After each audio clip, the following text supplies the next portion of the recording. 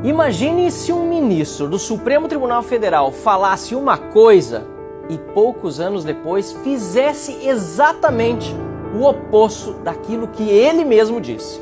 É hora de desmascarar Alexandre de Moraes. Desde até antes da Constituição do Império de 1824, o sentido usual da imunidade parlamentar processual em relação à prisão é claro: somente permitir o afastamento do parlamentar do exercício de seu mandato conferido pelo povo em uma única hipótese: prisão em flagrante delito por crime inafiançável. Pois é o que diz a Constituição. Mas esse mesmo ministro de 2017, agora em 2025, mandou prender preventivamente uma deputada federal sem trânsito em julgado, sem flagrante delito por crime inafiançável, sem respeitar o que diz a Constituição.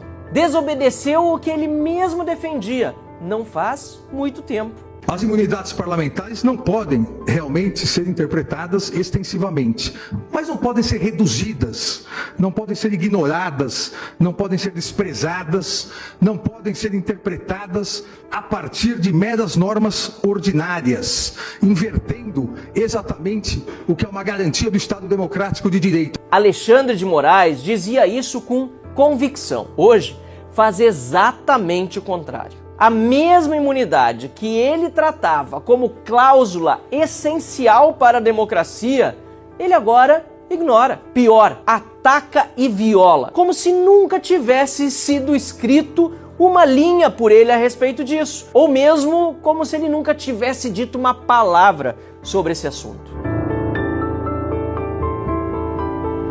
Como também lembra outro importantíssimo autor norte-americano, Roscoe Pond, não há e não pode haver poder sem limites, nem mesmo o Supremo Tribunal Federal. Nem mesmo o Supremo Tribunal Federal. Que a democracia não permite que seus agentes disponham de poder absoluto e sejam como os imperadores romanos orientais, isentos das leis. São palavras do próprio ministro Alexandre de Moraes. O que mudou em apenas poucos anos, que não havia mudado antes em milênios, hoje é ele que age como se fosse um imperador romano, como se nada pudesse limitá-lo, nem a Constituição, nem o parlamento. E Alexandre de Moraes ainda se diverte com a adulação dos pares e também da esquerda brasileira. Repito, o que foi que de fato mudou nesse período? Esse perigo de confundir a interpretação constitucional, o ativismo judicial, com a inventividade ou o poder de apreciação ou a própria criação de legislação por parte do poder judiciário já fora alertado lá atrás, alertado por John Locke, quando afirmou que quem coloca sua própria vontade no lugar das leis, que são a vontade da sociedade expressa pelo legislativo, acaba por alterar o legislativo.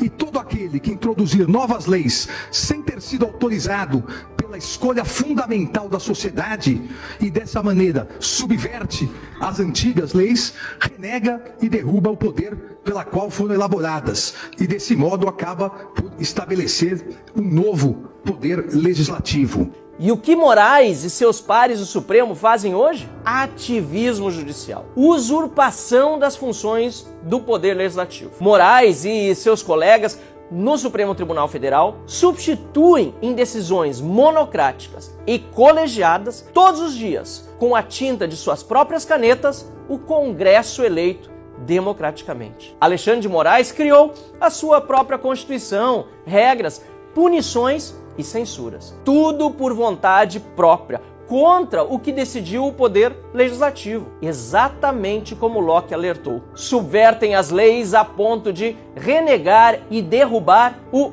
Poder Legislativo, ferindo de morte a democracia representativa. O objetivo da separação de poderes não é evitar atrito, mas garantir o povo contra a autocracia, por meio de atrito inevitável, isso sim, resultante da distribuição dos poderes governamentais entre três departamentos, legislativo, executivo e judiciário, atritos que costumeiramente ocorrem e por isso cada um dos três poderes tem as suas garantias, as suas imunidades.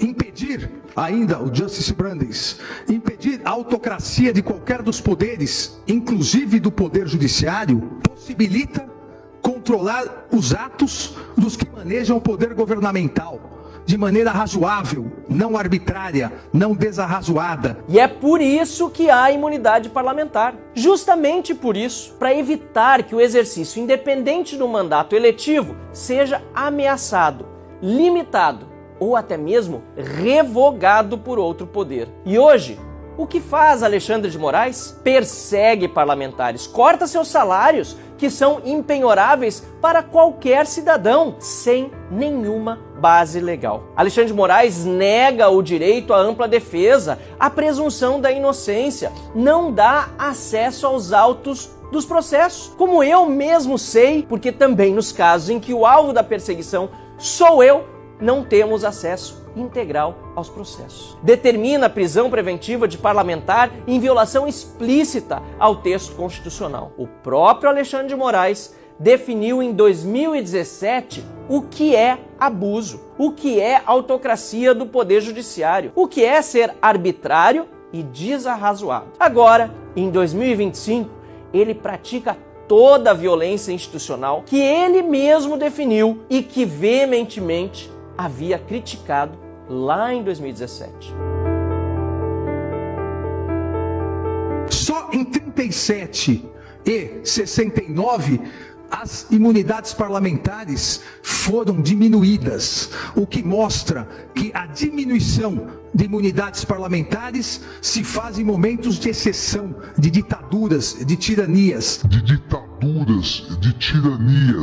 A fortaleza da democracia também é a fortaleza do poder legislativo. Ou seja, para o Alexandre de Moraes de 2017, o Alexandre de Moraes de 2025 é um ditador? Um tirano?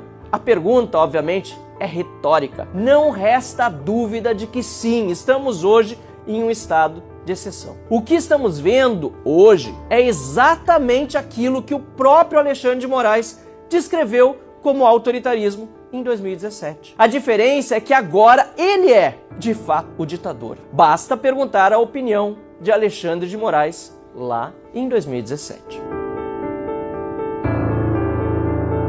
Os parlamentares, antes de condenados com trânsito em julgado após o devido processo legal, eles só podem ser afastados do seu mandato em uma hipótese: flagrante delito por crime inafiançável. E mesmo nessa hipótese, quem resolverá em 24 horas, se remetendo os autos à Câmara respectiva, é o próprio Congresso. E eu faço questão em insistir nisso. Não é uma norma isolada. A norma traz em si 400 anos agora de imunidades. Foram 400 anos de história ignorados, pisoteados. No caso de Carla Zambelli, mais uma vez Moraes ignorou a Câmara, mandou às favas o devido processo, rasgou a Constituição. E pior, com a ajuda do líder do PT na Câmara, Lindbergh Farias, e do Procurador-Geral da República, Paulo Gonet. Um colega deputado do PT atenta contra a imunidade parlamentar. E o fiscal da lei, o Procurador-Geral da República, pede a prisão ilegal, inconstitucional, de um membro do parlamento, desrespeitando a